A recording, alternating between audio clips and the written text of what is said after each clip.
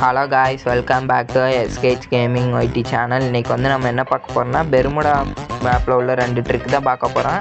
பார்த்திங்கன்னா இந்த மாதிரி பாலத்துக்குள்ளே வந்து எப்படி போகிறதுன்னு காட்டுறேன். இந்த மாதிரி நின்றுக்கிட்டு குத்துனிங்கன்னா உள்ளே போயிடுவீங்க. பாலத்துக்குள்ளே உள்ளே இருந்தே எனிமிஸை வந்து வெளுத்து வாங்கலாம். இன்றைக்கி பார்த்திங்கன்னா டே 2 ஆஃப் 100 சப்ஸ்கிரைபர் சேலஞ்ச்.